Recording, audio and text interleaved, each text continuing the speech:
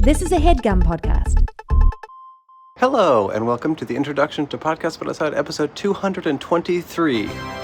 Wow, that's almost 1,000 episodes. This episode is recorded on Hayward Field in Eugene, Oregon, during the USA Track and Field Championships this summer. It was so fantastic. We had wonderful comedian and podcaster Moshe Kasher, who joined us as a guest co-host to interview athletes as they were training to compete in a world-class athletic event. Thank you to USATF for giving us the opportunity to interview these incredible people in a beautiful athletic setting.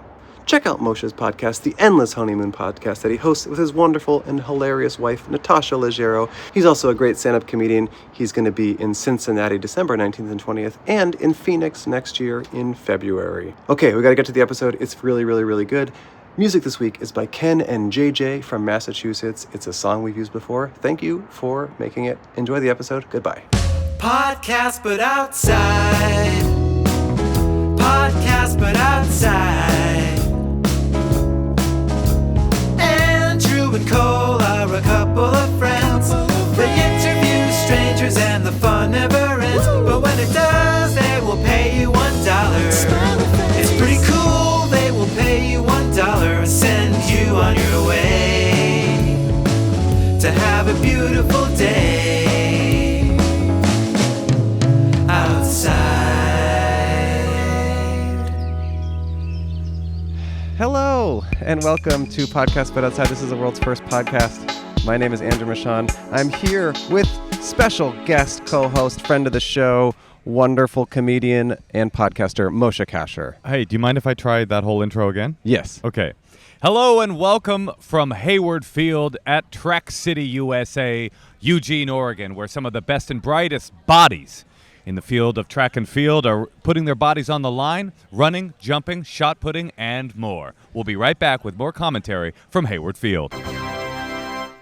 Yeah, I mean, I don't like objectifying the athletes like that. Okay. Like calling them bodies, but... Let me try one more time. Yeah, sure. Hello and welcome from Hayward Field. We're here with some of the fastest twitch, thick-bodied hustlers you could ever imagine. These men and women are dripping with sweat all down their muscular thighs. That's better. You like that better? I like that. That yeah. felt more respectful. Well, I didn't want to objectify them, but sexualizing them I like. Okay, yeah, they're not objects. They're sexual objects. They're sexual objects. We're here at Hayward Field for the U.S. Track and Field Championship, I believe. We are a podcast. We interview strangers on the street. We have a sign on our table that says, "Hi, be a guest on our podcast. We'll pay you $1. Smiley face. We're an ethical podcast. We pay our guests. And we were brought here by the U.S. Track and Field Championship to interview athletes as they prepare to compete and then eventually go to the Olympics. We got Olympic athletes here today. It's pretty crazy. I've never seen in real time the kind of stuff you see in like Olympic movies. They're jumping in the sand. Yes, they got a sand pit behind us. They're crouching, waiting for the bang to go off. They're doing it all. It's pretty cool. There's a big event here tomorrow that we're also going to cover live at the event. Not live, but an episode we're going to do there with the fans in the stands. But right now it's just athletes and press. And when we were picking up these press badges, you know, everyone there thought we were athletes. He wouldn't drop it. Yeah, they just were like, you guys are clearly so athletic. You guys are clearly here to win, and I think you're gonna win. And we're like, no, we're just with a podcast. And he's like, I definitely don't think you're podcasters. You seem more like runners. Yeah, well, for me, he said shot put because of the. Oh yeah. He was pretty clear on that. He's like, you got a shot put body. Oh, that's cool. Yeah, that's beautiful. I wonder if there is a breakdown of the different. I mean, I know there's different bodies for different events, but I wonder if they if they hang with each other. Oh, like the different. Oh, you mean the different events, whether they're friends with each other? Yeah, like if like a long distance runner is like, oh yeah, I don't really mess with the shot put people. I can't deal with shoulders that big. Oh, it's their bodies that are the problem. Well, I'm a body guy, you know me. Man, I mean, there's people just running God, this is just so cool. You should be a sports commentator. Man, there's people just running. They're running by. No, I mean, yeah, I definitely have what it takes. Here's something I've noticed, which is really funny, and I'm probably not going to bring it up to any of the guests. Yeah. But the warm-up, if you can get this, the warm-ups that they do are pretty fun. They're pretty kind of cringe. Well, I wouldn't say maybe they're cringe. They're a little light in the loafers. If you know, there's a lot of skipperoo going on. Oh, I see. So you're like, that's really what it takes to be a world-class athlete? Yeah, there's a lot of... Like this. Yeah, there's a lot of skipping going on. I guess they're just getting limber, you know? It's the kind of thing that if you weren't a track and field athlete, a bully would make fun of you for. If you were just trying to get to class and you were doing that, look. Well, that's actually that's athletic. More hardcore. That's athletic. Yeah, that's kind of high. But I know what you mean. I have seen what you're talking about. We'll get it at some point. It's kind of cool. You're in it's basically like an open air gym. I mean, everyone's just. I mean, that guy's shot put, by the way. Look at that right there. Look at that. That's shot put all day. Yeah. Right? It has to be. He's throwing something. Yeah, he's throwing a Lannister off of the throne. Oh God! Just to give you a Game of Thrones reference. That's the mountain or whatever. He looks like the mountain. Straight up. It does look like the mountain. That's the mountain right there. Yeah, we are in the presence of greatness here. And there's Hayward a javelin Field. guy over there. Yeah, like the javelin guy's getting ready to throw. This is Sparta right here, a little bit. In some ways, this is Sparta. Yeah, this is cool. Okay. Damn. And then this guy, he's got a vibe. I'm guessing his vibe is marathon man. Yeah. No. I would love to talk to him. Hey, how are you? How's your day? You want to say hi to us? We just interview people. Are you an athlete? Yes. That's so cool. You want to just sit down? This is our first guest. Thank you so much. Hey, what's your name? Kimria Sturgis. Kimria, nice to meet you. You too. Did you just do some running? Yeah. Oh my God, getting you right off the field. I'm a little out of breath too, just from doing podcasting. It's been kind of difficult. Yeah, it's I know. hard. Y'all sitting directly in the sun. Yeah, that is true. It was a big mistake. So where are you from? I'm from Charlotte, North Carolina. Okay. But I live in Austin, Texas. Okay, cool. What field are you in? Like, what is the run that you do? It's track and field. I know it's track and field, but what are you known for? What do you compete in? The 100 and 200. 100 and 200. Meters. Meters, yes. Wow. Which one's harder? 200. I don't know. Maybe twice as long. No. It's a good question. The 100 is. There you go. Oh, no. One little mistake. See, I told you. One little mistake. Because it's so precise. Yes. The other one's more about stamina a little bit. Yeah, like you can build in and then come back. But the 100 is more. It's the 100, you have to give everything you got. Everything. Start to finish. Do you compete in both in the same day? No. Okay. How many days in between do you usually have? I think it's a day we have. Okay. Wow. Now, is this a stupid question? How many miles per hour is 100 meters? Oh. That's dumb? No, it's not dumb. I want to know. Oh, you don't even want to test yourself. Got it. Wow. How long have you been competing, running?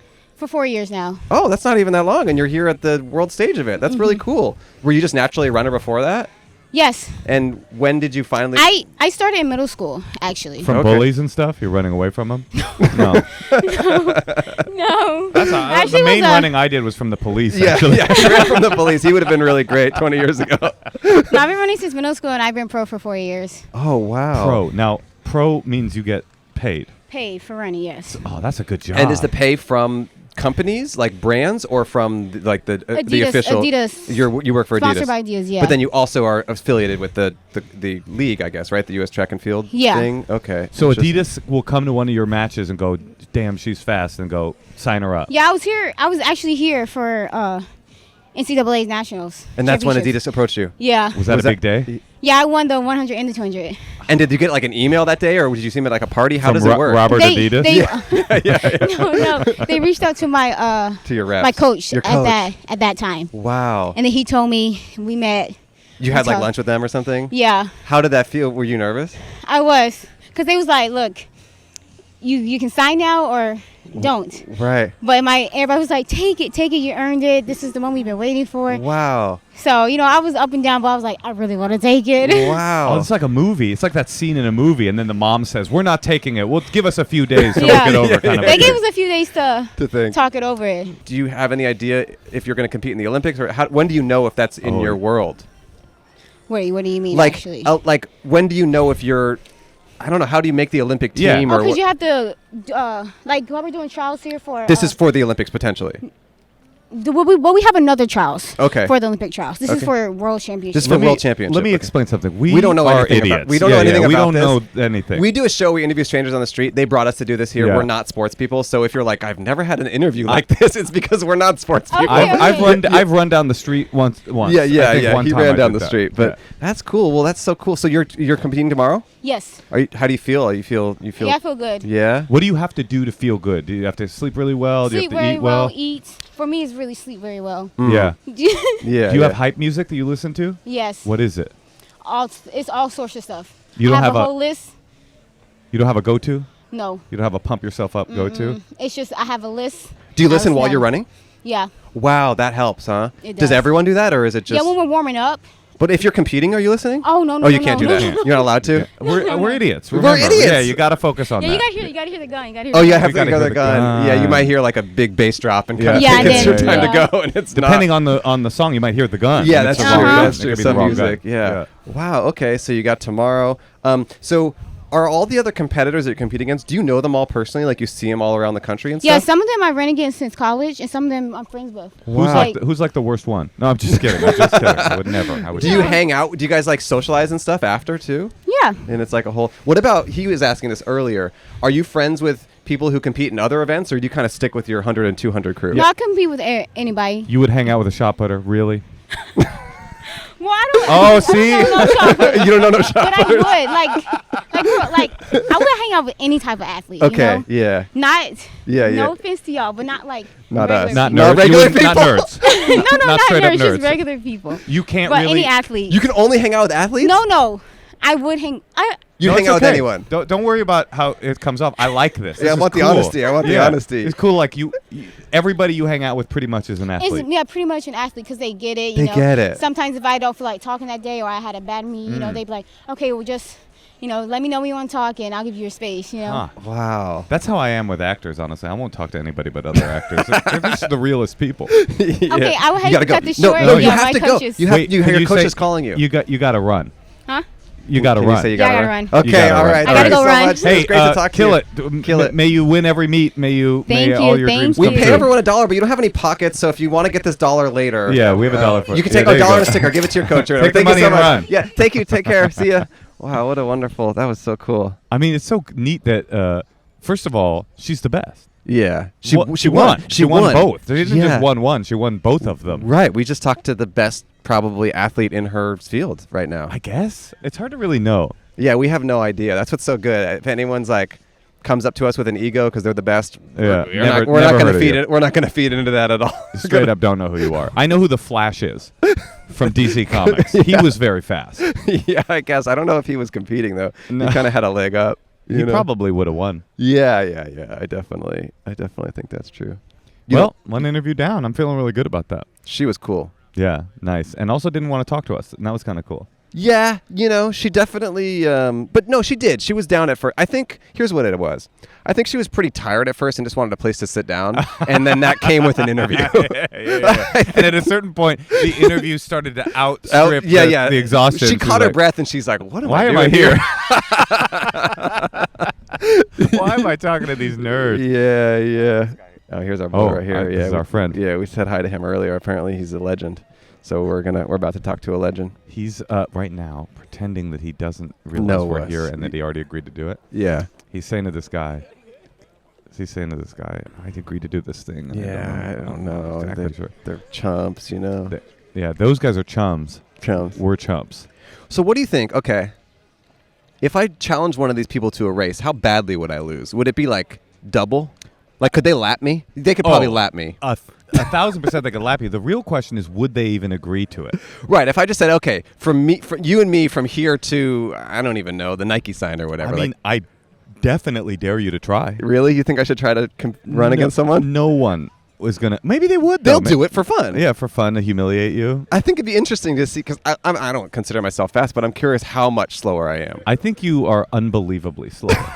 I have to say. And you're an athletic guy. Do you think you're faster than me? No. Okay. No. It's not about me thinking Yeah, you're sure, slow. sure, It's sure. about me thinking. Yeah. It's like if I went up to an championship arm wrestler and I challenged him. I wouldn't think like, I wonder how bad he could. It's like I would lose. Yeah. I kind of think, look, my goal is for this episode to end with a little bit of a run. Oh, that would be nice. Yeah. That's actually, to be honest, I know they have a game day tomorrow or whatever, but that's the real championship here. Right. Is me versus an athlete. Is a podcaster they've never heard of versus a Yes. world champion in track and field. Yeah. I think that's good. I wonder if any of these people are Podcast But Outside fans. Like any of the athlete? No. You think no way? They don't have time for that, man. To watch video podcasts? Yeah, they don't have time. I wonder if any of them know about the Rogan experience. Definitely have time for that. Yeah. Yeah, Okay. and that's why, because he's releasing, multiple episodes a week. That's and right. They really need to catch up. Well, content is king. Yeah. Oh, here's somebody. No, she ain't. No, It it's ain't not about happening. that. Hey, how's it going? How are you? Oh, No, okay. it ain't. No. It ain't like that. I love that she had to leave because her coach was calling her over, or she lied. Either way. Also, it's possible that her coach was like, "Why are you talking to them? Get out of there." It's really interesting to look at the different. I mean, everybody's doing all this. Oh, a javelin throw. Where? A javelin throw. Oh, yes. Here we go. There we go. Javelin throw. Oh, it's just a fake, practice. a She total practiced a fake. run up. No, she doesn't know how to do it. I dare you to run up. Be like, hey, you got to throw it. Yeah, it's actually got to go out of your hand. Big part of it is it leaving your Yeah, hand. the event is actually how far the javelin goes, not how graceful you look running up to the line. Just so you know. We should talk to a Paralympic. Oh, Paralympic a athlete right here. para-athlete, Look too. at this guy here over here. He's a because apparently there's a Paralympic event as well. Wow, that's so cool. Oh, here you go. Wow. We definitely got to get a para athlete. Yeah, I'd love to talk to a para athlete. We're a bit thirsty. Hey, you want to sit down? Oh, it's time. We'd love to talk to you. The time has come. Thank you. I'm sorry we're in the sun a little bit, but sir, it's a big part of your life. All right. Yeah, tell the audience your full name right here. Chris Robinson, Got Chris Robinson. You're an Olympic athlete, I've heard. 400 hurdler. You do 400 and hurdle. Yeah, both. Wow. What's a hurdle? What's the hurdle? It's like a vault. I don't really know. You don't know? If you don't know, we're screwed. No, that's Hurt- where you're running and then you're jumping over a lot of things, right? Okay, a hurdle is like a barrier. Barrier. Yeah. It's this guy. exactly. No, that's the hurdle is you're doing a run and you jump I'm many running, times, I'm right? going- yeah. Like Yeah. throughout the whole track, there's a Around lot the of track. hurdles, right? Yeah, It's exactly, not. That's exactly. a high jump. That's different, right? Yeah. Okay. That's totally different. And how long have you done it? Since you were a little kid? High school. When you start, are they small? No, it's about the same height actually. So it's about 36 inches. And do you fall? Sometimes. Is that embarrassing? Nah. No. You got to get over that. Almost every hurdler fall. Really? They actually say you're not a real hurdler until you fall. I got to tell you, if I was a hurdler, I wouldn't fall. That's just what it would be a choice that I made.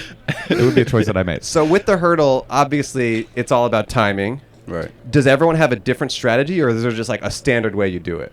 I'd say hurdle is more so of like a technical race. Okay. So everybody have their own personal technique. Interesting. Me, I take 13 steps between every hurdle. So Whoa. you count that as you're going, or you're used to it. Yeah, I'm used to it. I know a lot of people do count. Okay. I'm not one of those people. 13 is that average? Do you think most people do more or less than that? Yeah, 13 to 15 steps. Okay, you're Yeah. just depending on how. I would do 2, just if I was a hurdler. I would do 2 and I would never fall. That would be my thing. I'm a different guy. 2 steps. Yeah, 1, 2 hurdle. That's how I would do it. You don't They think like- that's a good technique? 30 meters apart though. Yeah, I would have long legs if I was a hurdler. I would have there's very a lot long of things legs. that it would change about him in this Yeah, it scenario. wouldn't be me. It would okay. be like hurdle me, you know? Yeah. Only if you was a hurdler. Yeah, that's right. Only if I was Okay, I got Yeah, you. yeah, I got you. So wait, how long? So you do 400 meter and hurdle? You said. Yeah. How long is the hurdle? How many meters is the hurdle race? 400. Oh, it's also 400. It's just Yeah. like it's 400 meter with obstacles. Yeah, exactly. Essentially, what it is. Which is more brutal on your body and your mind? Is it the hurdle or the regular run? The regular. Really? Why is that? The hurdles are fun for me. Actually. Oh, it's like creates a little game or something. Yeah, And you- exactly. wow, that's cool. And you've competed in the Olympics? No, not yet. Okay, but that's hopefully in your future. Most definitely. Okay. I actually missed the team by 1 spot last year. Oh, I'm sorry to hear that. This is your time. This is my That's time. So Yeah, by cool. that. Yes. Where are you from originally? Tallahassee, Florida. And where do you live now, or do you just travel? Atlanta. Okay. Yeah, based out of Atlanta, But Georgia. how often are you how often are you not in Atlanta? Most of the time? Probably like twice a month. Okay. For a weekend or something. Yeah. And are you trained? Do you have like your coaches in Atlanta and you're training there, or how does that work? Yeah, my coach is based out of Atlanta. I have a whole training group actually. Is most of your friends in the track world? Like, is it just like you live track and there's not much else going on for you right now? No, I wouldn't say that. No, okay, No. you gotta The balance last person that. we talked to was like, I don't really talk to non-athletes. That's what she I said. like That You was got- her- you got- that was her whole life. You're a man of the people. Yeah, most definitely. I like everybody. Do you date track women? You don't want to talk about that? You don't have to. I have in the past. You have in the past. Okay. What's it like to approach it? Do you have to run up really quickly to try to... You have to go quick. I mean, if you don't do it quickly, they're out. Is she gonna run away? Yeah. Yeah. Now, because you're an Atlanta-based athlete, do you guys drink mostly Coca-Cola instead of water? Is that like a mandated thing on the track? Nah, I just drink water. Okay. You maybe think about. Is that an Powerade. Atlanta company, Coca-Cola? Yeah, isn't it Okay. famously an Atlanta company? I don't know that. Oh, I you don't have even no know? idea. Oh, He didn't know forget it. either. Yeah, Okay, your forget joke it. was lost. I don't even drink soda. So There you go. yeah. You're a water guy. So when you first got into this, was it because you knew you were fast, or did someone like pressure you into it? Like, hey, like, how did you first start running? Like, why did you enter this field? I mean, when I first started running, I wasn't fast at all. Oh, really? Why'd you start? Yeah, why'd you start? My middle school coach was like, you get on a cross country team, no tryouts, no nothing. Huh. It was my first sport, so I was like, Just why not? Something to do. Why not? And now that you're like a champion, do you like bully the cross country people? You're like, no training needed. These guys. Not at all. I mean, I think running long, like a long distance event, is probably like one of the hardest things to do. Oh, really? Not most definitely. Would you want to do a marathon at some point in your life? Is that interesting to you? At this point in my life, I would say no. Well, Yeah. because it would damage your body now. But like, can you see in the future, like, okay, when I'm older, maybe that'll be a thing that I settle into, and that's not interesting. Is a sensitive subject. He starts crying. Maybe like when I get probably like 50. Yeah. That's just like a relaxed. You can relax into a marathon. Yeah, you relax into a 26 mile. I might just walk the whole thing. Yeah. Have you traveled internationally for this, or just in the U.S. so far? Oh yeah, I was actually on the world relays team Okay. over in China this past year. Wow. How was that? Fun actually. Really? Yeah, I think it was a nice Yeah. atmosphere. Yeah. I had some fried chicken from McDonald's. Okay. Come on, you did not. You went all the way to China to get McDonald's. Did you get to do much outside of the event, or was it just practice in the event? Like, did you walk around the city? Did you feel like you experienced a little different culture? Yeah, I think I traveled around the city just a little bit Yeah. with some of the guys that was down there. It was definitely fun Yeah. to do. What were the Chinese athletes like? Were they friendly? I didn't really talk to them. You Yeah. didn't. Oh, is that a thing where you don't really like fraternize with the opposing people or whatever? I just didn't really know anybody. Right. Yeah, So, yeah. and that was my first team, so I was just there like taking in the moment, really. Yeah, it was a lot all at once. Yeah. And did you graduate college, or are you going to college? Or? I graduated University of Alabama. Okay, cool. And you were running all through that, I'd imagine. Did you go there to run specifically? Yeah. most Okay. definitely. Now, I have heard, tell me if you agree with this. I have heard that the difference between a good runner and a great runner is the time is not that different, and it's a mentality of believing in yourself that will push you from like good zone to like champion zone. Is that, you feel like that's true? I mean, you could have the mentality of a winner, but You got to be fast. You also have to run pretty fast. you got to put in the work to get there. The for work. sure. It's about the work. Yeah. On a day that you don't run your best, does it feel like just random, or do you feel like, oh, I know that I wasn't in the right headspace, or do you feel like someday you're like, oh, I thought I was really going to do great and I didn't? Like, what do you think determines how you're going to perform on any given day? I think anytime I don't run good, it's my fault. Interesting. Yeah, everything's on me. Like your fault athletically, or your fault in your head a little bit? Depends on the day. Okay. Huh. Sometimes I could run my wrong race rhythm, get on my head too much, and Interesting. maybe take it out too fast, Right. kill myself. Yeah. No. No, because I find that with stand-up, actually. Yeah, It's we're like- both comedians. Yeah, so. sometimes I'll step out on stage. I'll be like, this is going to be great. And then all of a sudden, my mind's not doing what I thought it was going to do. I'm not as quick as I thought. Huh. And I'm like, it's almost like I'm a victim of, And then you're like watching it happen, and you're yeah, like, wait a like, second. damn, I'm not. And then it starts to build on itself. I got you. Does that happen with running too? Like, when you don't do it, the first one is quickly, the next one becomes more challenging. Yeah, or I'll say like the first one, if I mess up, the next one's gonna be way better. Oh, will be better. Yeah. That's good. Because I don't you feel the opposite? Like Yeah, when you're a like on tilt, yeah. Yeah, when a joke bombs, you're like the next one. You're thirstier. You're more sweaty. You're more spinning. Yeah, spun you're out of it. and it gets worse.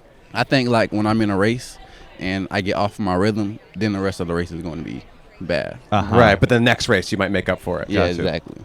Huh. Have you pictured in your mind like moments of glory that you haven't had yet?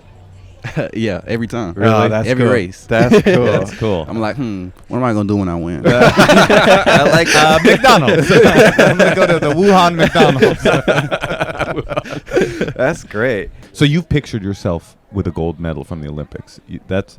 Oh yeah, most definitely. That's awesome. When I was in the NCAA, I pictured myself winning, so every day I did like a celebration. Nice. Oh, you would do a celebration solo to prepare for the real one. Exactly. When I got to the meet and I won, I did it, and everybody was like, "Yo."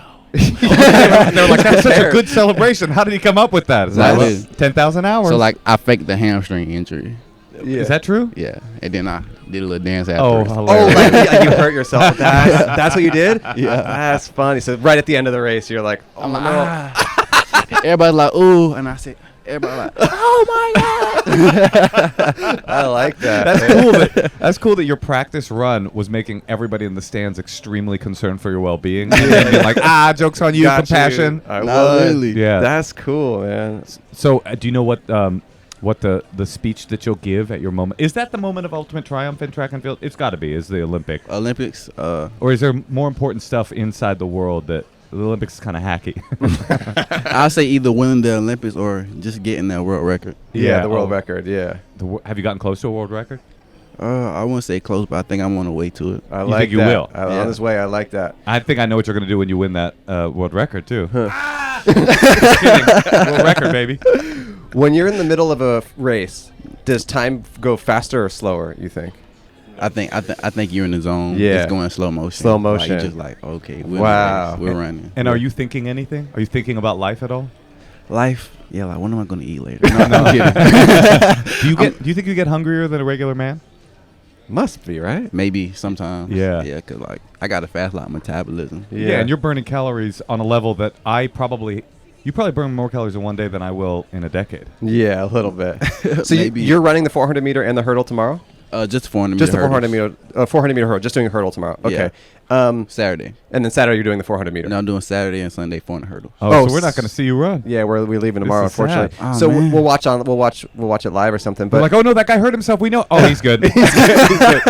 so okay, if you have a race the next day, Right. How much do you practice the day before? Like, is that a balance of not too much but enough to stay limber, or like The day before is basically like a tune-up. Like, you've done everything to get to this moment, so now you're just tuning up. So I'll probably go up with like 1 or 2 hurdles, and then after that, I'm ready to go. That's it, just like 800 meters basically. Like Nah. no, not even that, just like 1 or 2 times around. Nah, 1 and 2 hurdles, so like 20 meters. Really? Like you're 60 you're not meters. trying to push it at all. Yeah. You're really keeping He'll it do chill. He'll do 4 steps total. Yeah, that's two hurdles. And then exactly. So then in the week before, how many times are you doing, like, are you ever doing a full 400 meter, or is that not part of the practice? Like in practice? Yeah. I'll say the furthest I'll probably go would be a 450, but not the week before. Not the week. Oh, that's Yeah. that's a month before or something. I'll say probably like the week before. The farthest I go is probably like I do like a broken 400, so it'll be like a 250, and then you get like Take a little 1 minute time. break, Yeah. and then a 150. Wow. So because they really want to make sure you're not, like, burn yourself out. Exactly. Wow, that's interesting. Are you ever like driving by and you see somebody jogging and you go, "Pfft, amateur"? You ever do that? Nah. No? Okay. No, I would. That was what I would do. That'd be my main thing. Yeah, that's pretty good. Huh. Do I you? won't be me. Well, I mean, is there anything you want to talk about, or you feel like we got it? I want to talk about. Yeah. Yeah, anything you. And Oh, it doesn't I have got to be a question. sports either way. It could be about your Yeah. personal I life was or just gonna ask, anything what in do life. what do you love that has nothing to do with track and field? Yeah. Podcast. Yeah. Which one? This one? Do you do a podcast? Yeah, I actually do. Oh, cool. Do you Let's really? talk about Yeah, it. it's called The Bubble. Okay. And I want people to come on there and just be free. Your bubble is based like your closest circle. Yeah. So it's like I want you to come on there feeling comfortable to talk about anything. Nice. So do you have on athletes or just friends? Everyone. Everyone. Who's the But- funnest person you've had on? Probably like he's like my brother, Caleb McCray. Okay. He's a 400 runner. Oh, nice. A lot of people don't know his personality, so it's like if they see it, it'll be like, hey, Oh, yo. they get a little different side of him. Yeah, most definitely. You've got, I would say, a great personality. Yeah. We think you're cool. I think so. Yeah. Think so. You guys are cool too. Thank you you. very Thanks much. for- thanks That's for- what we've been after. thanks for Nobody s- said that so far. I'm kidding. They're nerds, guys. I mean, we are, but we make it cool. You know what? We're track and field nerds. We're track and That's field what it nerds, is. yeah, Yeah, okay. we're passionate about this on a level you could never understand. Track and field nerds. Yeah. What's your favorite event? Oh, it's definitely the 400 or the 400 hurdle. Hurdle. Yeah, those are my two favorites for sure. Those are the two I've heard about most I recently. mean, to me, those are the only events. Yeah, that's you all know? that matters. I don't even care. what was her name? Kimberly? Do you know the 100? What did she do? 100, 150? I don't know. I forget. She sat down earlier. I wasn't sure. You know Kimberly? Kimberly 100. I'm just wondering, like, are you friends with a lot of these other runners? You see them around the country, or is it kind of like you have your little circle? You have your bubble, and then you kind of... Yeah, I think I'm cool with anybody. You're cool with anybody, yeah. I think if you come up to me, I'll definitely speak. Yeah. But, like, I think I have, like, a circle. You got your little circle. A lot of people that knows me. Yeah. But, like, a lot of people don't know me personally. Sure. They just... All right, I get it. But everyone's pretty friendly. Like, are you all, like... going out the weekend after, or after the, like, or is it all just so wiped and you're just like hanging with your coach? Like, what is there a good? Because I know, like, at the Olympics or whatever, there's like the Olympic Village where everyone's kind of like doing their thing, boning or whatever. That's what I heard. Yeah, I heard that too. But like, at an event like this, to be honest, we're passionate about that. We're passionate about that. We love it. But like at an event like this, are you all hanging out at the hotel, or is it kind of like you're so focused that it's not really like that? I got like a group. You got a group. I have like games and stuff that I bring from home. We can play those and stuff. Oh, nice. Like board games or? Yeah, I got Jenga. Oh, nice. Jenga. You're bringing the games. That's Uno. Cool. That's cool. I got checkers, chess. That's checkers. Nice. I like that. That's good right here. Connect Four. All That's cool, man. That's some deep cuts. You're a nerd too. It's interesting. Exactly. Yeah. I just run track. You just happen to be fast. Damn. But cool. I think like a lot of big meets, they have like a party or something afterwards, like something like that. Socialize. What do you do after a race? Do you go like pig out? Do you eat a big meal and eat junk food? Like when you're done? I'll probably try to go do something fun, like maybe even ride go-karts or something like that. Nice. I definitely go out to eat first, but after that, probably get some drinks or something. Cool. All right. That's exciting. And if you win, is it a different night than if you don't win? Most definitely. Yeah. If I don't win, I'm in the crib. Oh yeah. You're in your head a little bit. If you don't win, what are you thinking about yourself? I'll get them next time, or I'm a piece of shit. I shouldn't do this. That's what I do when I bomb really hard. It's like why am I in this business? Why do I do?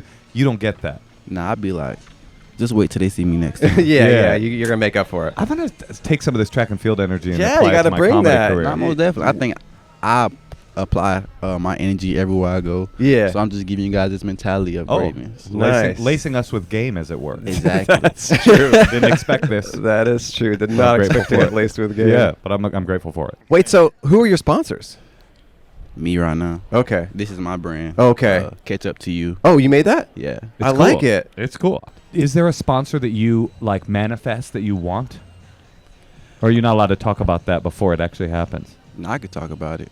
I'll say for me, I think New Balance is a good sponsor. Okay. Puma, Nike, Adidas. Any of them. You listening? Yeah, all you guys. I think any sponsor that's willing to bet on me, that's cool with me. I like that. As long as you're betting on me, that's cool. So how does that happen? You win an event, and then we've talked to previous guests. She won an event, and then they reached out that night. Like that could happen to you at any point. You could say that, but I won multiple events. Dang, what the heck? I was actually the world leader in 400 this year. Well, how come my boy's not sponsored by a shoe company? But your time was coming, basically. Yeah, exactly. I'm waiting. I'm being patient. It'll happen. Driven, for sure. Yeah, that's interesting. What if it was something like Valvoline?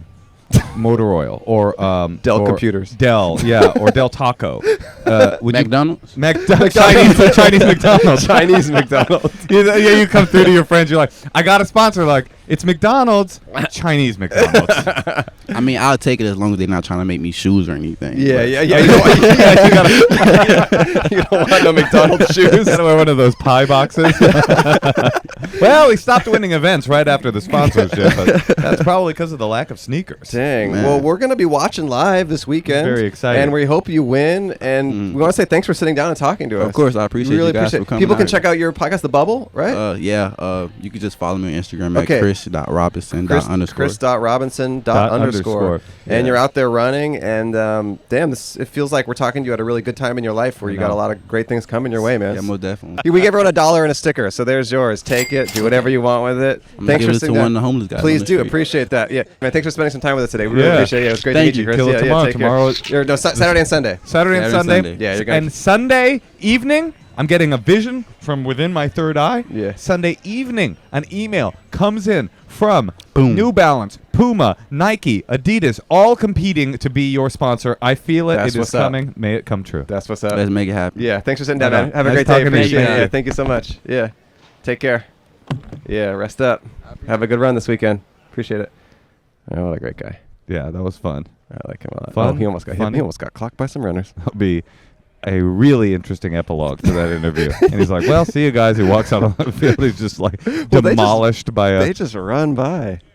So this girl's setting up. I mean, is there any like... Is there any organization to the warm-up? Or is it just like the field is yours, do whatever you want? Anyone. It's funny. They do seem like they're just sort of I mean, honestly, like between you and me, as I watch them run by, I have not once thought, wow, that person's fast. Right, but it's like what he was saying. They're just like kind of keeping limber, you know, because you don't want to push yourself 2 days before, you know. You're not in the mirror doing a full hour of stand-up before you go on stage the next day. Well, I do that. Yeah, yeah, you do. I do that. Yeah. But I do a lot the crowd work. Oh, with yourself. Yeah, it's very weird. You're like, what's up with this honky ass? Yeah, that's definitely that's the vibe. What's up with this honky ass? That's what you say. I've seen you on stage. I always say that's you say my that to opener. every crowd. That's the opener, and it works better and worse, but depending on the crowd. Depending on the crowd. Yeah. I'd love to talk to a Paralympic athlete. Honky. I'd love to talk to a honky. I'd love to talk to a honky ass. We actually haven't talked to any honkies today. That's a good point. Holy he threw a javelin. Did you see how far that went? Oh, yeah, we just saw a real javelin shot. Yeah, someone just threw a real javelin. And Andrew's color commentary was so good. I want it for the Olympics. It was like, oh, my God, he threw the javelin. Wow, look how far the javelin went. It's very, like, didactic. Yeah, well, look, most people watching, they don't know about this shit. They're just amateurs. They're us. Yeah, I'm saying, like, it's good to give them what the common man. Oh, here we go. Javelin. Get the jav. Get that jav. Hopefully he throws it. 5, 4, 3, 2, 1. Oh. There's another fake out. Failure. No, that guy was a fucking I don't think he's ever going to win with that kind of... No, with that attitude, for sure. I mean, he's not even willing to throw it. You're not even going to throw the javelin? You're not even going to try to throw it? It's like you can't win if you don't play. I know. Okay, here we go. Okay, this guy threw it. He'll probably throw it again. This guy threw it. Yeah, he threw it. Okay, we're going to get him. Yep. Okay. This guy knows you have to let go. Well, yes, he knows. He's at the level where he's aware that you have to actually throw the javelin. A lot of these javelin throwers, they're at the point where they know you have to run. They know you have to hold it. Yep. They know there's a javelin. Here we go. Oh, he's in it. Get it. He's in it. Here we go. He's throwing it. Oh my God. Okay, I gotta be honest. Wow, it impaled a baby actually at the end. That's why the person before didn't throw. I gotta be honest. I wasn't impressed. I just what is he doing? He's just throwing a space. Well, you know what's crazy about the javelin? Is it's one of these ancient Olympic sports where it really is just warcraft. It's just genuinely from a war, from fighting, from a guy in ancient Rome or Sparta or whatever who the warriors would throw the spears the farthest and impale a Persian or whatever. Yeah, and then it became an event. Yeah, she gave up. I basically have no idea how heavy that is. What do you think? I'm 3 pounds, 10 pounds, 4 pounds. 4 pounds. We should find out. Yeah, I'd love to hold one. I would love to hold a javelin. Oh my God, nothing would be hotter. Nothing would be hotter than holding a javy. Oh man, these people are just. We gotta get a Paralympian. We gotta get a Paralympian. Yeah. Oh, this is a shot putter. Oh, here you go. This is your moment. Yeah. Hey, how's it going? Nope, that was a rejection. Yeah. He shot put the idea of talking to us. Yeah. Out of his consciousness. I mean, yeah, he's a jock. Yeah, he's a total jock. These other people we've been talking to have not been jocks. But that guy's a jock, man. I don't want to talk to him. There is something fun about talking to these people, I realize, because athletes are they're fun to talk to because they have greatness mentality, so they are interested in talking about themselves. Yes. They talk to the press. Yeah, so they know how to do it. They know how to do it, and they also have never had a conversation like this. Imagine how much more interesting this conversation is than every other interview they've ever had. It's true. Yeah, like we did this, me and Cole did this at the with the Who's Cole? He's an ex-co-host of the show who died. But we did it at the I know. Javelin accident? Yeah, it was a deep javelin accident. No, we did it at the what the heck is the Minnesota Vikings brought us to talk to them. Yeah. And we're interviewing NFL players, and it's like we don't know their names, we know nothing about them. We're talking about like their social life and stuff, and I think they appreciated it because it really wasn't about stats and what they're going to do next week, and it was just like, what's up with your life right now? It's a lot like comedy. The same interview happens over and over again. What is it like to be a woman in comedy? To be a like, I'm comedy. What I'm about not a woman in comedy. Worry about offending people. Yeah, it's like the yeah. same thing. If somebody were to just ask me, how fast is your 400 meter? I would be So so you invert stoked. it. Yeah. The inversion. That's true. Like nobody's ever asked that before. That's true. Look at this practice schedule. That's kind of interesting. Okay. I mean, I don't know. It's all right there, you know. Seated shot put. I wonder Got if that's hammer. And then at the end, and look at up there. And at the end of the day, they discuss. See the bottom left? They just they discuss for 3 hours. How was seated shot put for you? Was that were you feeling good about it being seated, or do you wish it was just standard? Okay. For the listeners, it says discus, which is a different event. Yeah, It's a little bit of a pun. hammer. I'm a little bit of an Olympic pun. Oh, hammer seems like a fun one too. This is looking freaking awesome. Oh yes, these are the wheelchair runners. That's what they're called. Oh my god! And they're coming out onto the field, and their wheelchair is extremely high level looking. It looks like such a technical piece of equipment.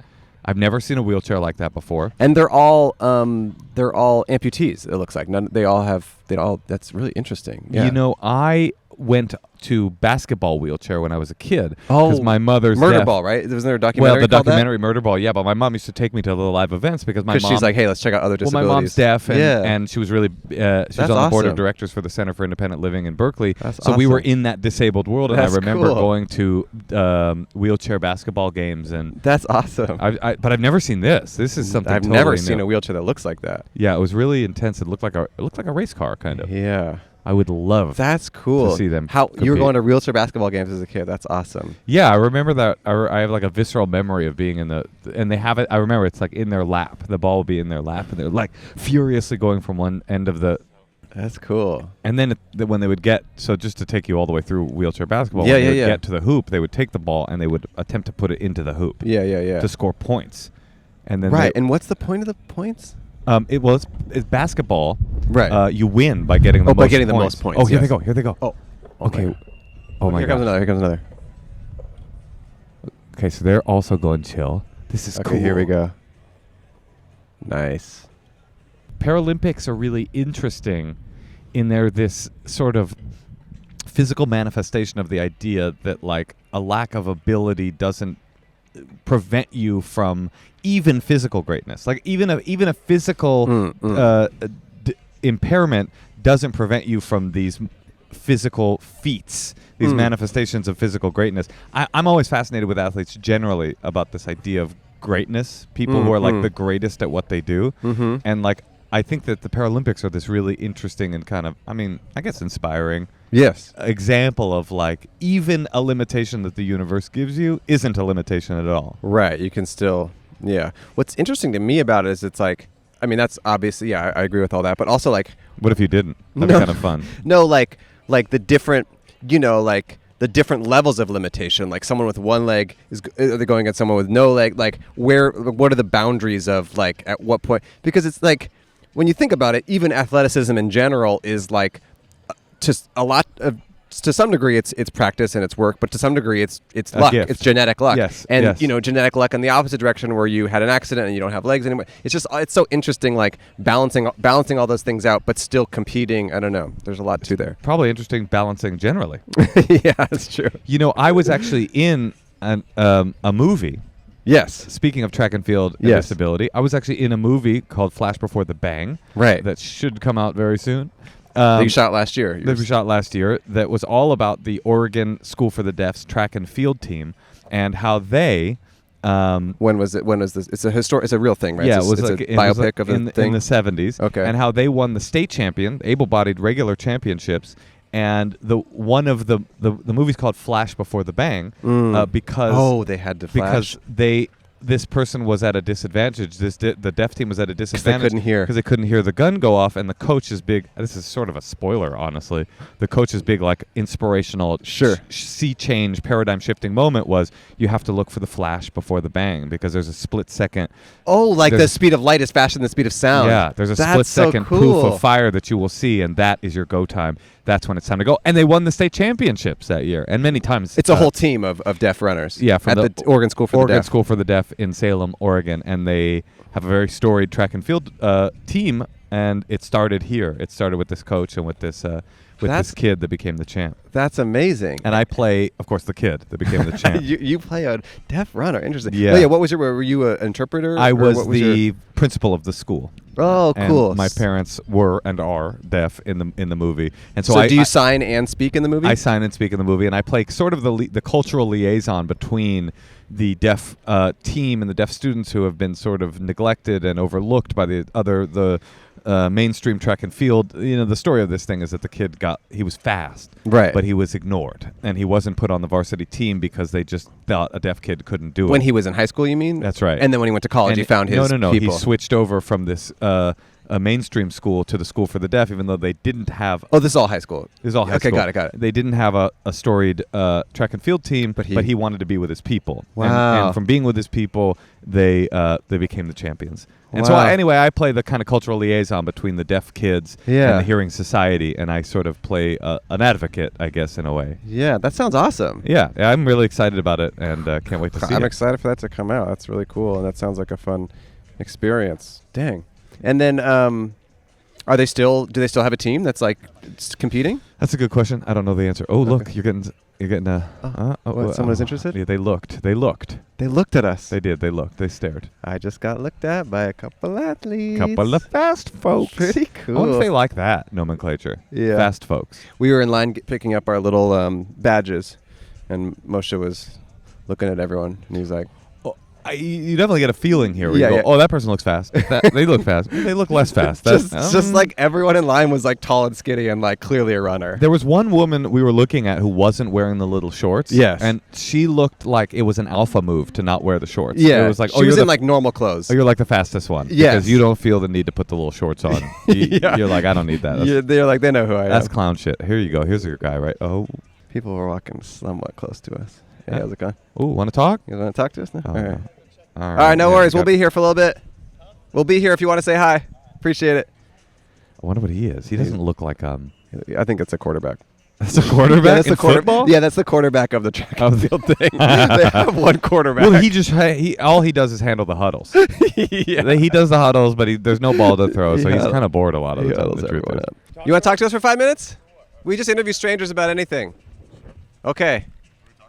Well, we'll probably talk a little bit about your athleticism, and then you're a coach now. But hey, you must have been athletic to. So, do you think we only want to talk to Daniel's son? We want to talk to Mr. Miyagi as well. Yeah, that is true. Actually, hey, what's your name? Hey everyone, it's Andrew here with the ads. Sorry to scare you, but it is Halloween when I'm recording this, and I am frightening. Cold mornings, holiday plans, this is when I just want my wardrobe to be simple. Stuff that looks sharp, feels good, and things I'll actually wear. For me, that's clothes. No, sorry. For me, that's quince. And the bonus, quince pieces make great gifts too. This season's lineup is simple but smart and easy with Quince $50 Mongolian cashmere sweaters, which my girlfriend straight up owns, that feel like an everyday luxury, and wool coats that are equal parts stylish and durable. Their denim nails the fit and everyday comfort, all at a fraction of what you'd expect to pay. By partnering directly with ethical factories and top artisans, Quince cuts out the middlemen to deliver premium quality at half the cost of other high-end brands. You can give luxury quality pieces without the luxury price tag. Quince has gifting covered beyond clothing, too. I sleep every single night on Quince sheets, and they make me sleep, and I don't even wake up because they're so comfortable. It actually invites me to sleep throughout the whole night until I eventually do wake up and then live my life. Give and get timeless holiday staples that last this season with Quince. Go to quince.com/podoutside for free shipping on your order and 365-day returns. Now available in Canada, too. I tried to get them to not go to Canada, but they're doing it. Whatever. They didn't listen to me. Once again, they don't listen to me. That's quince.com/podoutside. Free shipping and 365-day returns. Quince.com/podoutside. This stuff rocks. Use it yourself, too. You may have heard of HelloFresh. They're the #1 meal kit in America, making home cooking easier with chef-crafted recipes and fresh ingredients delivered right straight to your door. But this fall, they're serving up even more to love. This isn't the HelloFresh you remember. What is it? Goodbye Rotten? No, they're not rotten. It's actually fresh. No, it's actually bigger. HelloFresh has doubled its menu. Now you can choose from 100 options each week, including new seasonal dishes and recipes from around the world. Dig into bigger portions that'll keep everyone satisfied. Healthier. Feel great with an even healthier menu. Choose from 15 high-protein recipes each week with options like grass-fed ribeyes or lamb chops. HelloFresh now helps you eat greener with new veggie-packed recipes that have 2 or more veggies per dish. And they're tastier. You can get steak and seafood recipes delivered every week for no extra cost, now with 3 times the seafood options. They got new seasonal produce, some fall favorites. I have also appreciated that they've had a lot more vegan options lately. Whenever I've gotten my HelloFresh in the mail, I've made some delicious food. I recently made a vegan curried roasted chickpea bowl with carrots, spiced basmati, and cilantro chutney. And it was really tasty, really easy, fun to cook, and something I would have never made on my own. And it tasted like food that I'd like to eat all of it for myself. And also the people I was with. I ate it all too. And then we didn't get hungry for a long time after. It stayed in our stomach and made us full until the next meal, which is what you want out of a meal. The best way to cook just got better. Go to HelloFresh.com/outside10FM now to get 10 free meals plus a free breakfast for life. 1 per box with active subscription. Free meals applied at discount on first box. New subscribers only. Varies by plan. That's HelloFresh.com/outside10FM to get 10 free meals plus free breakfast for life. And they promise it doesn't mean they're going to come kill you really soon. It's not like you sign up. It's like a haunted kind of scary movie where you sign up for a free breakfast for life and then immediately HelloFresh sends an assassin to your house to assassinate you the next day. It doesn't work like that. They're not doing that kind of thing. They've never done that kind of thing. They just provide you delicious, fresh food. Check it out. Confidence shouldn't be complicated. Through Hims, you can skip the guesswork and get access to care that actually fits your lifestyle. Straightforward, stress-free, and designed around you. Through Hims, you can get access to personalized prescription treatment options for ED. Hims offers access to ED treatments options ranging from trusted generics that cost 95% less than brand names to hard mints, if prescribed.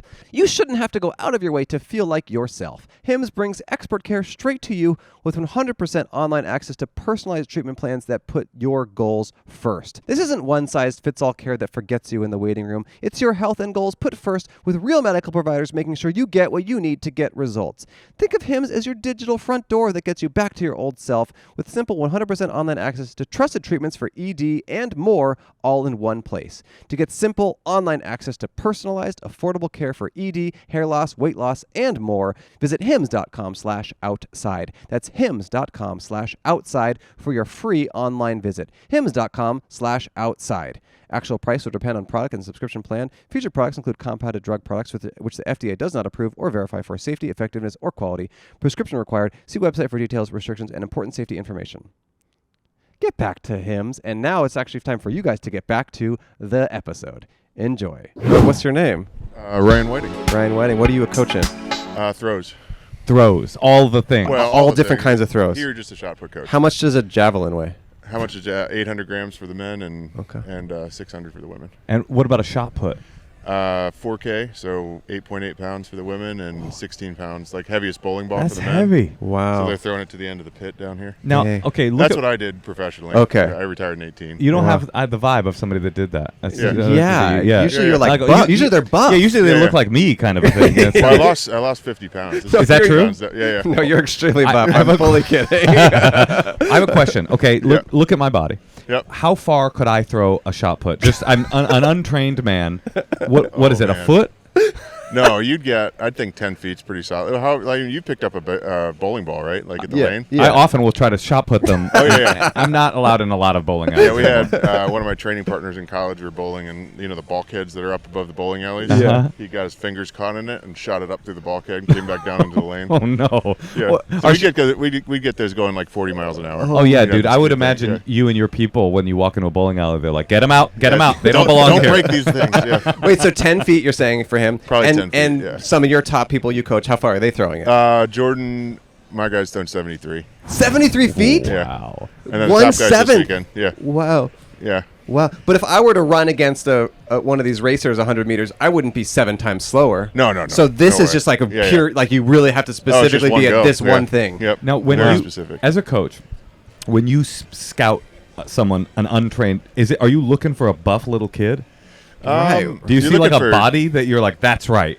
coordination, I think, is number one. I mean, throwing mechanics are pretty universal across like baseball, football, track Right. and field. So do you draw them from other sports into this? Yeah, I mean, most of them come like most of us would have done football at some point. Right. And I like the individual nature of this more than football. I didn't like smashing my head against people all the time. Sure. A lot less CTE. Yeah. But you see someone like, if you guys are watching Shot on Sunday, Joe Kovacs is, I mean, he would break all the combine records in most of the events. Right. Football guys. Right. If he was okay. Oh, if he threw a football, would throw it farther. Well, no, he would. So like the bench press, the standing broad jump, all the combine events, we would kill all those guys in those. But yeah, knowing how to play football is kind of and wanting concussions or I think we should do combines for show business. Oh yeah. Yeah. You know, you have to type a script really quickly. You got to like make a joke on the fly. Kind of thing. I like that. Yeah. And then we could get drafted. That's kind of what this is. Yeah. Toss your laptop to someone else, and they have to write. How quickly can you open your laptop? Oh, wow, that's impressive. Yeah. So you stopped competing in 2018. Yeah.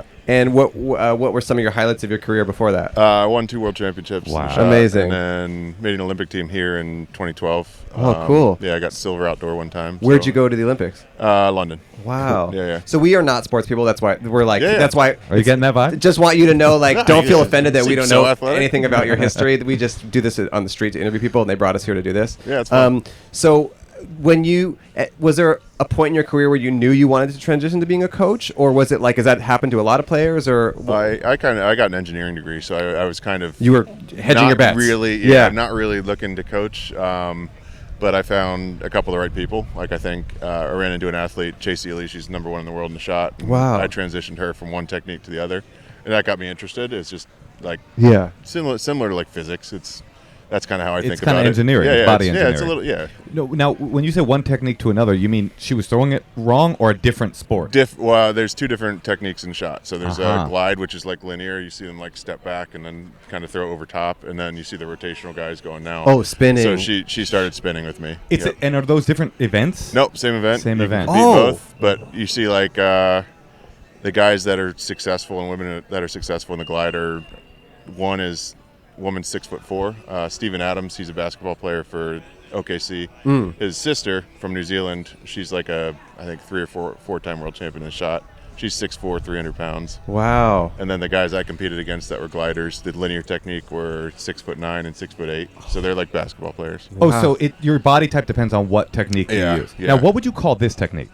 What do you call that? More of a flick. Flick. Yeah. That's the flick. That's kind of like Revenge of the Nerds, like javelin style. Sure. That's a flick. Yeah. The flick. I'm good. I'm one of the best in the world at the flick. Actually. Yeah. Wow. But, I'm kind of. I just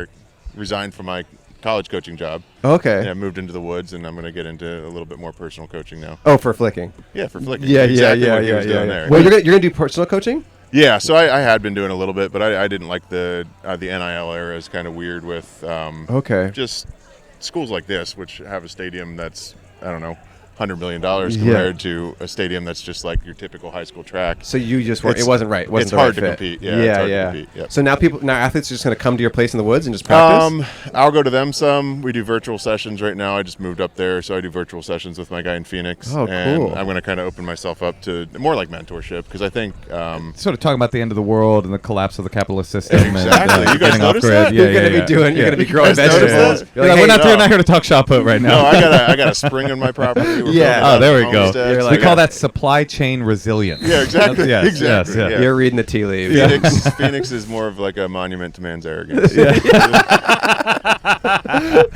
that's true. You look at the news. You go, I don't think shot put's going to be around for a lot longer. We're going to be doing other. We're going to have to throw. It's going to be more of a javelin, but into a deer so that we I'm can gonna eat. do water system design. Stuff like that. So I kind of got both. I can throw a javelin into a deer and design a water system with my engineering degree. Well, that sounds good. Yeah, it's not bad. Smart. You seem like you've made a lot of the right choices in your life, and I'm re-examining mine. Where in the woods? In Oregon or? I'm in Northern California. Oh, so beautiful. You think a guy who's moving to the woods is going to tell you where? Well, not specific. I'm not asking for his latitude and longitude. Come I'm just find trying to get an idea. We both live in California. Come find me if you dare. We live in LA, but we both grew up in the Bay Area. Oh, okay, cool. Not only that, I was a world champion shot putter. Yeah, you might never would have guessed. It's just it was a different culture. Was that this life? No, it was. It just was a different culture. It was more underground. It was more underground. Underground Yeah, shot so you put. didn't hear about it and Yeah. stuff. But it was the flick. So, okay, you won a silver at the Olympics in London. Oh no, I won a silver at World Championship in Moscow. Okay, sorry. I got 7th in London. Okay, what were those experiences like being in those other countries and doing your sport? And A lot of perspective. I think a lot of people here would benefit from just going out and finding out Sure. people are normal everywhere. And, Yeah, and yeah.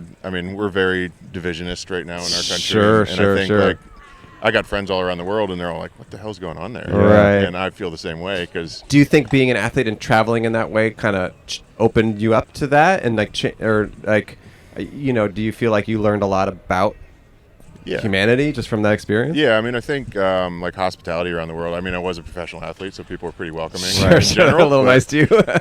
but I think having friends around the world now and kind of seeing the perspective of how they view our country and how like I've been to like Africa, South America, Mexico, all like, for track and field. All for track and field. 35 countries or something. Whoa. And it gives you a lot of like perspective on how lucky we are to have what we have here. And Sure. I think I got my nails painted and everything, and I'm gonna put out the vibe that like I'm a safe space. I think people need more of that in the world. That's cool. We recognize you as an ally. Yeah, I appreciate that. It's funny. I'm encountering my own ignorance as you're saying it because when you said Moscow, my thought was like surly, angry, unfriendly Russian athletes going like, don't talk. And like I'm like, what was that? Okay, I was right. Well, I mean, so when we went to Russia, I mean, there's a lot of openly queer people on the U.S. team. Oh, interesting. And we had at that time there was the queer ban in Russia. So we Right. were going, and they were being told in our team processing, you guys need to tamp it down a little bit, or it's going to be unsafe. Wow. And we stayed in our hotel. Like it was like a complex. We have State Department that come and like make sure you're not going anywhere you're not supposed to go. Wow. But you were extra because you guys were worried for each other. Yeah. I mean, Interesting. I didn't let my friends go out without me. Right. I feel pretty comfortable in most places. That's what you want. If you are going to be in a queer, unsafe space, you want a want world him. champion You want a shot shot putter on your team. You want a big white dude. That Yeah. fits in, Yeah. That is, I got to tell you, that's a kind of ecstasy that I just experienced. There's nothing better. It's nice to uncover your own ignorance and learn something, but it's even nicer to think you're uncovering your own ignorance and You then were have right. your presuppositions confirmed Yeah. in real time. Now Yeah. that was fun. Yeah, and like it's not the normal people there. It's the Right. government and it's Right. the people that. I mean, it's just like all the crap going on here. It's Yeah. It's not Most friendly. people don't love it. Yeah. But it's what we got to live with because of decisions that were made. A childhood friend of mine is Gus Kenworthy. Do you know who that guy is? Kenworthy. He's a Olympic gold skier who's like came out as gay, and it was okay. like a big thing for Okay. extreme Yep. sports world. Yep. But it probably toggle. I mean, I'm here's another ignorance I'm uncovering. I'm surprised to hear when I think of certain sports, I think, oh, that's a gay-friendly sport. You know, skating and even skiing in a way, and track and field being a queer-friendly space is like that's a revelation to me in a cool way. Like very, very, very much. Oh, that's cool. Para helps. I mean, Para I love having all the para people here too. Yeah. It's just That's more really inclusive, and interesting. you'll notice now that I said it. Probably walking around. Yeah. it's just easy spot, and it's that's very cool. safe space. So you're saying that I love this that the Paralympians' involvement in track and field has created a more diverse framework for the whole sport. Absolutely. Yeah. I mean, it's a training sport, so you see them Right. all over the place. Uh-huh. They're training just like I did when I was an athlete. So actually, one of my good friends is a discus thrower. He's an amputee, former Marine, and we're talking about a podcast relating each other's pain journeys because I've had 8 surgeries and Oh he's my had gosh. a bunch. Wow. It's just very relatable. Like the struggle's similar. Right. Different barriers, but yeah. Totally. Yeah. Wow. Tell us Yeah. about pain. How Pain. Right. like guaranteed of a prospect is it when you're in a sport like this? Oh, it's pretty solid. I mean, you see the difference between my hands, shot put hand, not shot put hand. Oh wow. So there's, I don't know, this one's like 20% bigger. Can you get that hand? That Yes. is Oh my God, from the that back, is so actually, it looks crazy. really Wow. crazy. And so, but I would think having a bigger hand is good. It makes you. Oh, it is. But for the you're rest of your saying- life, you got this. Yeah, you yeah. got So this like I've clunky got this is hand. my Right. release finger, so I have like a bone calcification here Oh, because my- of how many times how I many did it. times? It's just your body adapts to what your stimulus is. So Wow. I mean, I had surgeries all up my left side because that's my block leg. I stick it into the ground and drive a lot Right. of power into it. Yeah, I So- always think of that with athletes that it's like they sacrifice their bodies Right. for our Oh, totally. glory, And- our greatness. Yeah, I mean, one of the things that I hate is like seeing the NFL guys because you kind of overlap with them and Yeah, interact with them once in a while. Because you could have been in the you see NFL. it, you see a yeah. guy's like career end. His ACL tears on 28 national years television. old, yeah. And they just brush it off as like, oh, well, next guy up. I know. Well, that guy's going through the worst thing he's ever Right. gone through. And I think that's something that, like, as an athlete for me, like trying to have a family and of course and travel and figure out life. When I would get injured or I'd have to have a surgery, I'd try to rush back. I had a back surgery 2 years ago when I was retired, and I got to take my time. And there's a huge difference that I don't think a lot of people understand is there with the urgency that some of these athletes, if you see them tear something on the track, their money depends on what just happened to them, especially in this sport where it really is like top 3 guys make the team. Yes. Yeah. If you get hurt, like I got hurt the Monday before my trials in 2016, and I was one of the favorites. Yeah. I didn't make it because I tore my plantar in my calf, and Right. that was the end of my year. Are you grateful? Because now you seem like a very thoughtful person, and obviously you have a whole strategy of life. Are you grateful for the negative parts that have come your way? Have they given you perspective and given you a new framework? Or Yeah, absolutely. I mean, I think one thing that I have helped a lot of athletes with is just their surgical journeys. And I think I'm really open about talking about loss. Like I lost my mom in college. Really open to talking about people who have lost relatives and saying like it's okay to not be okay. And same with surgery is like everyone around you is telling you you'll be fine, but right now you're not fine. Right. And I think that's something that taught me is like my wife was great at. She's a nurse, so she's very compassionate, but she's also tough. She was a swimmer. So she understands how much work it takes to get to a certain point to refine yourself to the point where you can make one of these teams. Yeah. And all of a sudden you're knocked off that course. And I think it taught me a lot of like what's actually important, and that if one of these guys is going through something, I'll reach out to him because it's a really small world and just say like, hey, it really sucks probably. So how like what's the longest time you were out from a surgery? I had luckily pretty minor. Well, Okay. I guess I was number 1 in the world in 2014. I won an indoor world championship. Yeah. And then I went to China and I got an infected cyst on my lower back. Oh my God. And I had probably $150,000 worth of appearance fees lined up for outdoor. Oh no. And I had to have emergency surgery. I lost 35 pounds. Oh wow. And it was like a big cyst. Yeah, it got infected. Jesus so they Christ. had to scoop out like a passport size. Oh my type of God. thing. Yeah. And that was an injury from sports? It was sitting on a plane. It's like an injury that like guys would get sitting on hard seats in Jeeps in like World War II. Weird. And, it's just a random thing. That happened. Mine got infected and then it ruptured on my way home from China. And I just got unlucky. But like going through things like that, I couldn't control it. It's nothing I did. It's just something I had to go through. So you're a coach vibe.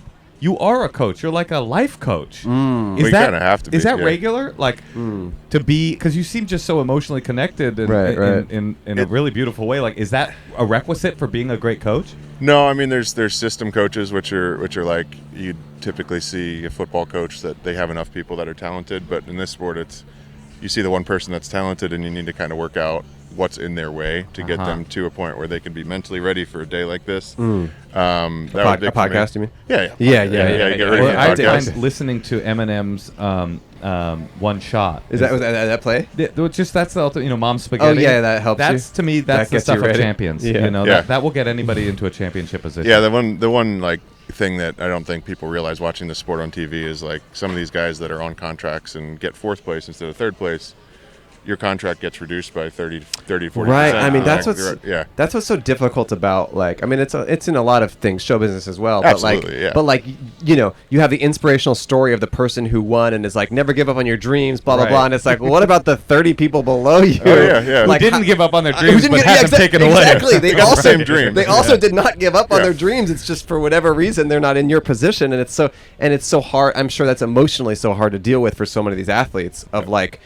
Almost getting there, but then not quite, but then it's still your life, or it's just it's I feel lucky that I made so many teams. I mean, I did it I don't know 9 times or something here. And for the guys that don't make it, it's just as much a dream as the guys that do make it. It's and then that's your identity, but then you're not at the event. Absolutely. Okay, but I got a unpolitic question. The guy who's like last, does he really have the same dream?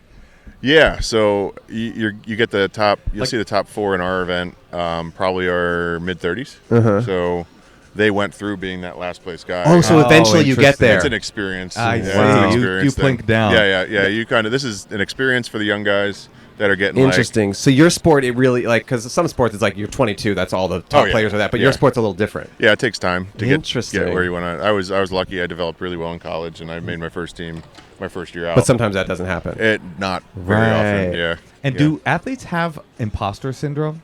Oh, yeah. Really? Because it feels like they couldn't because it's so binary. It's like, well, no, I went there, you know? Yeah. Like, I won, I had the same thing. I won my first NCAA championship, and I was like a sophomore in college. And I was like, where do I go now? What's my goal now? And then same thing when I won my first world championship in 2012. I was just kind of like, oh, that was it. That was that. And then you kind of have to figure out how you did it. You just have a goal. You have your goal at first. And, yeah. Do you make your wife call you champ? No. You bet my wife that wouldn't work out. No, not so much. Okay. No. Oh, you have a similar wife to mine. No, she's very humbling. Yeah. Which I needed. I would love to be called champ. Just you used to be one of the champs. That's true. When you go in to get a cup of coffee, does your local coffee shop say, "Hey, champ"? No, I just moved, so they don't even know. They don't even know you're a champ. Where your medal? Where that medal from? A guy who's new to town in Northern California, walking in every coffee shop and saying, "World champion here. Just call me champ when I come in." I think that'll go well. I like that idea. I like that vibe for you. I think this is good. For some shops. For some. All right. So you have some athletes competing this weekend? I just have one here. So, great. Yeah. My kids. I brought my kids with me, so we're staying in the Airbnb. Cool. You're hanging out. That's awesome. So this athlete that you're working with this weekend, how long have you worked with him? I've known him and kind of mentored him since he was in 10th grade. Wow. So he's now 26. And what's he doing this weekend? He's doing shot. And is he at that level? Yeah. He was 5th in the world last year. The U.S. is best in the world in shots. Wow. So it's hard to get out. Cool. We have a lot of information and we share a lot, and we have a really good mentorship program within our event. So nice. The young guys that are out here practicing, I always go up and talk to them because they knew who I was. Cool. It's like a family. Cool. So what's his name? Are you allowed to say his name? Yeah, Jordan Geist. All right, we'll be watching out for him. Yeah. Good luck, Jordan. Yeah, he'll be there. He throws hammer tomorrow, which I don't coach him in, and then he throws shot on Sunday. Hammer is the thing you spin around and throw the crazy wire one. Yeah. Is seated throws a Paralympic event? Yep, they have seated. They have all kinds of different classifications: single leg amputee, double leg amputee, seated. Yeah, cool. They got all kinds of things. You don't have a shot put on you, do you? I don't. No. I just wanted to feel it. We want to feel something. We want to feel a javelin. We want to feel alive. We want to feel really alive. what it is. Daniel to bring one over. Okay, hey, maybe we'll get that at the end there. But thanks for sitting down with us. We really appreciate it. What a cool guy you are. I mean, and appreciate it, guys. And honestly, just for you, I'm gonna call you champ. That works. Thank you for sitting down, champ. We give everyone $1 and a sticker. You can do anything you want with it. Yeah. Get paid. You get paid. Yeah, we thank you for being here. Cool. And good luck in your new life in the woods. Yeah, what a cool, awesome guy you are. This, so yeah. Well, I'll find you. By the way, this isn't goodbye. When the apocalypse starts, we're driving north. We'll be ready. We'll be at his place. I'm the flick guy, remember? Champ, please let me Just wear that shirt and you're in. Yeah. All right, we'll tag you, and this will come out in a couple months, so it's not going to be. But nice we really appreciate you spending some time with us. Thank you so much. Thanks for me, guys. Yeah, of course. Yeah, awesome. Take care. Yeah, great to meet you. I'm Andrew. You too. Ryan. Moshe, Nice to shake the big hand. It was good to shake the big hand. It hurt. I've got to be honest. It was not. Hellboy hand. Yeah. Thank you, Ryan. Have a great day. Oh, it's like the Hulk glove. Yeah. And good luck to your competitor this weekend as well. Yeah. Take care. See you, Ryan. Yeah, thank you. That was fun. See you. Wow. Love it.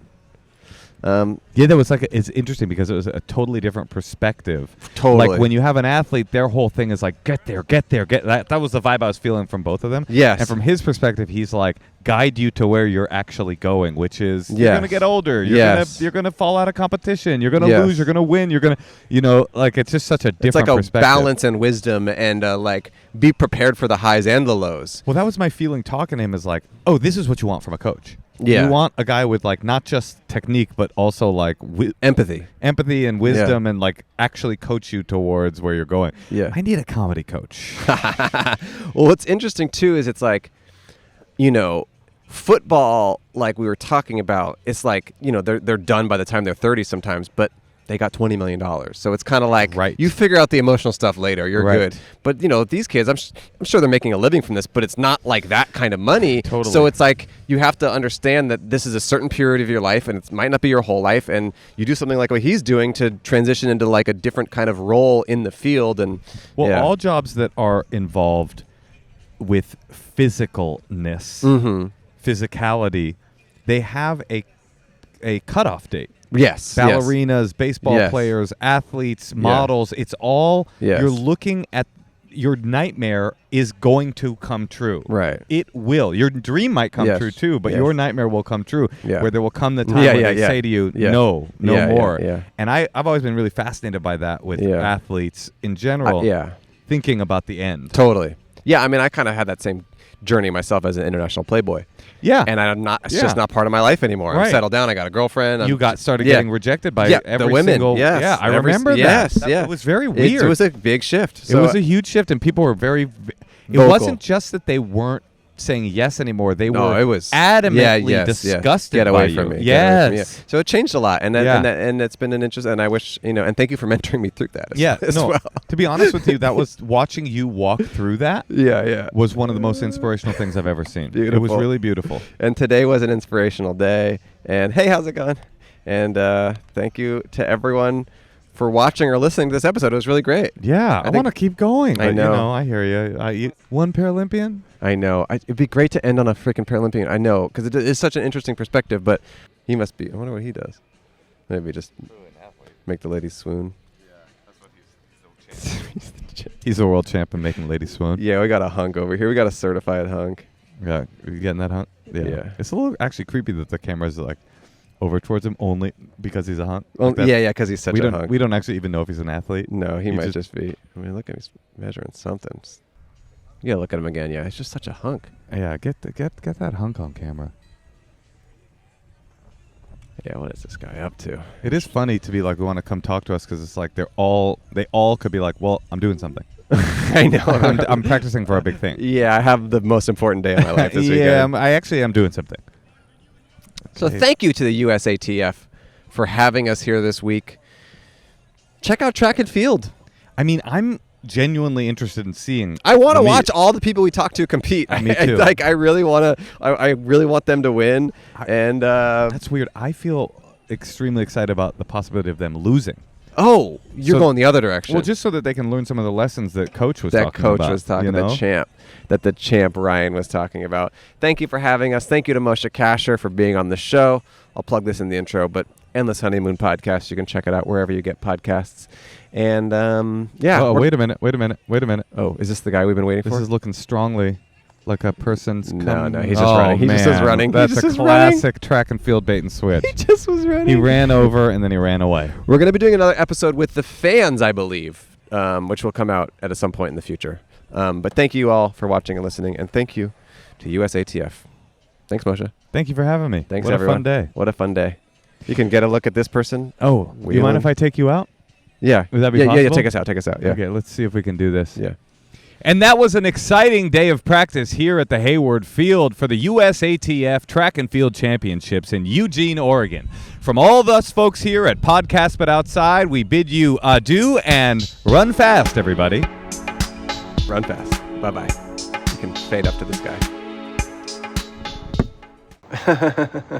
What a great episode. Thank you for watching or listening. Well, I hope you were running really fast during the entire experience. I certainly was in my own mind. I didn't end up getting to race anyone. I kind of forgot about that. Sorry for dropping that thread. If this episode makes you think, wow, track and field is awesome, I want to see it myself, then tickets are now on sale for the U.S. Indoor Championships, February 28th through March 1st at the Ocean Breeze Athletic Complex in New York City. Go to usatf.org for more details. And while you're there, you can become a member. 2026 member registration is now open. You could support the team, participate locally, or if you have Olympic aspirations, a USATF membership puts you on the world's #1 team. That same website is usatf.org. Thank you to Moshe for doing this episode. We recorded another one and interviewed actually a bunch of para-athletes, interviewed a bunch of fans in the stands. That one will come out sometime in the next few months. That was really fantastic as well. I'm in Oakland, California. Outside, it's about midnight right now. I feel really bad that I'm outside being loud, but I just had to record this outside. That is the rule that we set up for this show many, many years ago. I had a nice weekend here visiting my dad, who retired from 1/3 of his businesses. So that's pretty cool that he'll be slightly less busy from now on.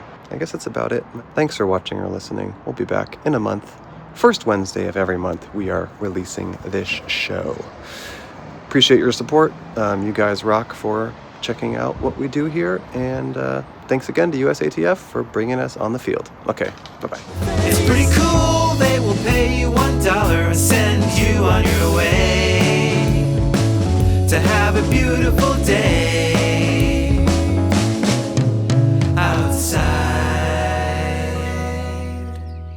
You guys are cool too. Thank you very much. That's what we've been after. Nobody said that so far. I'm kidding. They're nerds, guys. That was a HeadGum podcast.